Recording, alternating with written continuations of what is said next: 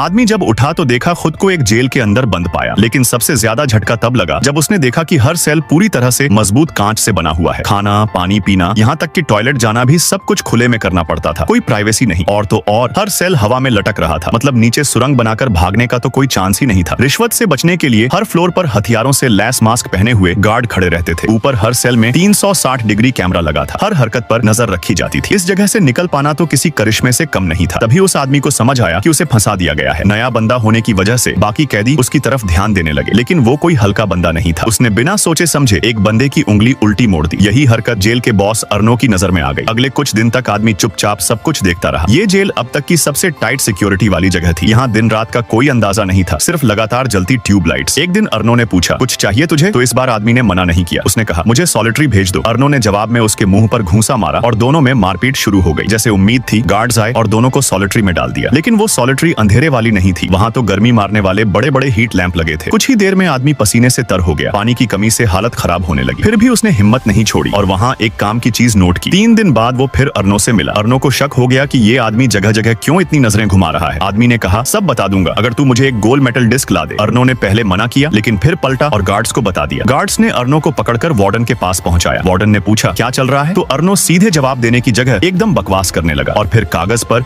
एक बढ़िया सी गोल सी गांड की ड्राइंग बना दी। वार्डन को गुस्सा आ गया और उसने कहा, इसको टॉर्चर करो। गार्ड्स ने मोटा सा पाइप उसके मुंह में डाला और अंदर पानी भरना शुरू कर दिया। इतना भरा कि लगने लगा पेट फट जाएगा। तभी मौका देखकर अर्नो मेज के नीचे घुस गया और वहां से एक सीवर ग्रेट खींच लिया। अब उस डिस्क को पकड़कर आदमी ने असली बात बताई। उसने कहा, मैं प्रोफेशनल एस्केप आर्टिस्ट हूँ, मुझे फंसाया गया है, मुझे बाहर निकलना ही पड़ेगा, बदला लेना है, लेकिन इसके लिए मुझे एक बार और सॉलिटरी में जाना होगा। उसने बताया कि ये पूरी जेल एक वर्टिकल स्ट्रक्चर में बनी हुई है, हर सेक्शन अलग है। बाहर का रास्ता या तो नीचे छिपा हुआ होगा या किसी गुफा में। सॉलिटरी में ऊपर निकलने का 70% चांस था और इस बार उसे किसी टूल की जरूरत नहीं थी। उसने देखा था कि वहाँ की हवा में नमी बहुत थी, लेकिन फिर भी वहाँ रिवेट्स की जगह स्टील यूज हुआ था। वक्त के साथ वो स्टील थोड़ा थोड़ा ढीला हो चुका था। अगर किसी चीज से रगड़कर उसे गर्म किया जाए तो वो रिवेट्स बाहर निकल सकते थे। अर्नो ने एक बार फिर झगड़ा किया अपने दुश्मन से और वहीं आदमी एक टुकड़ा ब्रेड का छुपा गया। जैसे प्लान था, गार्ड्स आए और दोनों को फिर से सॉलिटरी में डाल दिया। अब आदमी तैयार था। उसने ब्रेड चबाई, पेस्ट बनाकर ऊपर वाले कैमरे पर चिपका दिया। साथ में अपने पास छुपाई हुई स्ट्रिप से रिवेट्स गर्म करना शुरू कर दिया। गार्ड्स को कुछ अजीब नहीं लगा, क्योंकि अर्नो चिल्ला चिल्ला कर उनका ध्यान भटका रहा था। जैसे ही सारे रिवेट्स ढीले पड़े, आदमी ने पैनल खोल दिया और उसमें से निकल गया। नीचे उतरते ही उसकी आंखें खुली की खुली रह गई। नीचे तो सब सील था, कोई रास्ता ही नहीं। मजबूरी में वो पाइप्स के सहारे ऊपर चढ़ने लगा। कई घंटों की मेहनत के बाद जब आखिर में वो टॉप पर पहुंचा और हैच खोलकर झांका तो उसके होश उड़ गए। वो एक भारी भरकम कार्गो शिप के अंदर था, जो समंदर के बीचों बीच चल रही थी।